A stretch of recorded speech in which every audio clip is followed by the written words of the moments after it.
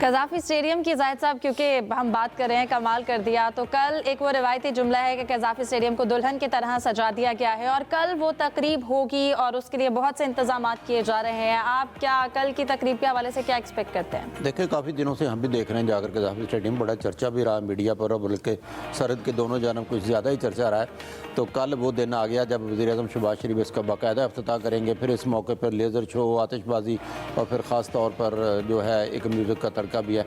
आइमा bag, आरफ लोहार, अली ज़फ़र जो है वो भी जादू जगाएंगे। और सबसे बड़ी बात ये भी की है जो PCB ने और हुकूमत पंजाब ने कि यहाँ पे शायकीन का दाखिला फ्री किया।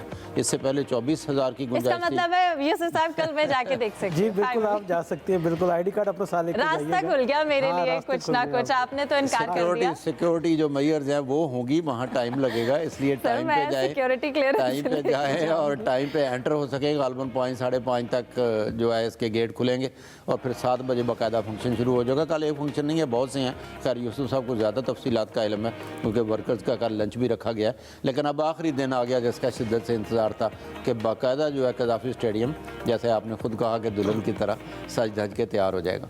बिल्कुल। सलीम साहब, आप कहिएगा कल के हवाले से किट की रुनुमाई भी की जाएगी कज़ाफ़ी स्टेडियम, जिसके हवाले से बहुत से उसे कहा गया, सरहद पार से जाहिद साहब ने कहा कि स्टेडियम तैयार नहीं होगा, चीज़ें मुकम्मल नहीं होगी, लेकिन अब वो दिन आ गया है।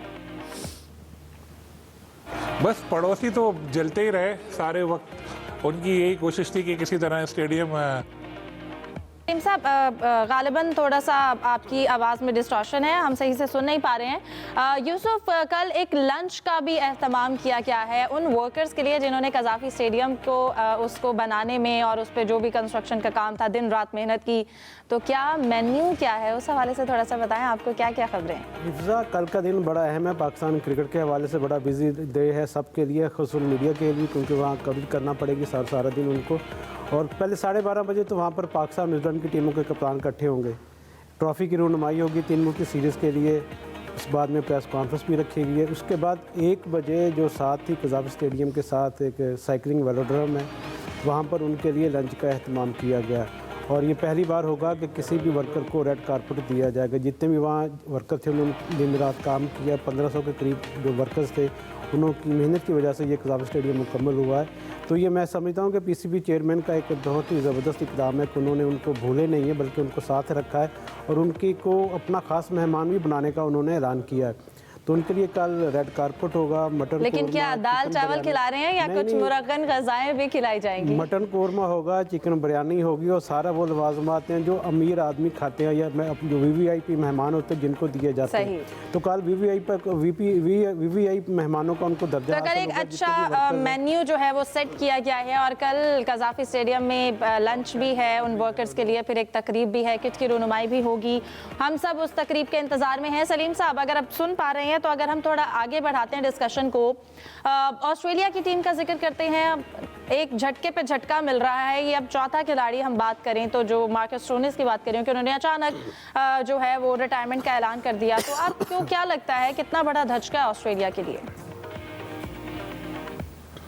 बिल्कुल, मैं तो आप लोगों को सुन पा रहा था, शायद आपको आवाज़ नहीं आ रही थी। अब आ रही है आवाज़? उम्मीद है जी बिल्कुल सही आ रही।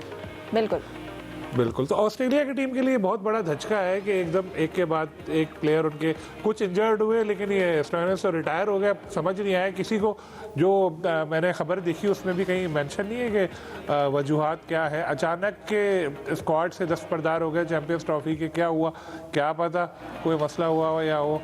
खैर, अब मगर मैं लाहौर में ज़्यादा इंटरेस्टेड हूँ, जो आपने पहला सवाल किया था कि इतना ज़बरदस्त हमारा स्टेडियम बन गया और उसकी अब ओपनिंग होने जा रही है और कॉन्सर्ट भी है, यूसुफ साहब ने बताया ज़बरदस्त खाना भी है, लेकिन पड़ोसी बड़े जले भुने बैठे हुए।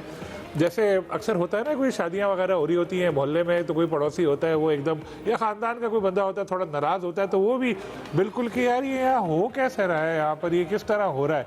तो अच्छा है, चलें उनको थोड़ा जलने भुनने दें और ऐसा ज़बरदस्त कल एक शो होना चाहिए कि दुनिया देखे। और जैसे यूसुफ साहब वगैरह कह रहे थे कि बिल्कुल क्रेडिट जाता है PCB को, मोहसिन नकवी साहब को। बहुत सारे लोग कह रहे थे कि वो ये नहीं कर पाएंगे इतनी जल्दी, लेकिन रिकॉर्ड टाइम पे ये तैयार हुआ। वाकई उन्होंने मोहसिन स्पीड जो है वो साबित कर दिखाई। और कराची में भी स्टेडियम तकरीबन तकमील के मराहिल पे पहुँच चुका है, वहाँ पर भी काम हो चुका है। तो ये देखें, ये एक ऐसी इन्वेस्टमेंट है जो चलेगी बरसों। ये स्टेडियम वगैरह रोज़ रोज़ तो बनते नहीं है, पैसा लगा, लेकिन ये आगे भी काम आएंगे, बायलैटरल में भी, वैसे भी। तो ये अच्छा हुआ है पाकिस्तान क्रिकेट के लिए कि स्टेडियम हमारे अपग्रेड हो गए, बल्कि अब आगे भी जाना चाहिए। पेशावर में, फैसलाबाद में, दूसरी जगहों पे। पेशावर का बहुत अरसे से पेंडिंग में है काम, वहाँ पे भी होना चाहिए। तो फिर ज़बरदस्त एक देखिएगा माहौल हो जाएगा, और फिर कभी वर्ल्ड कप की भी पाकिस्तान मेज़बानी कर सकेगा, ज़्यादा वेन्यूज़ होंगे तो बिल्कुल, क्यों एंजॉय नहीं। करें। फिलहाल कल जो ज़बरदस्त हो रहा है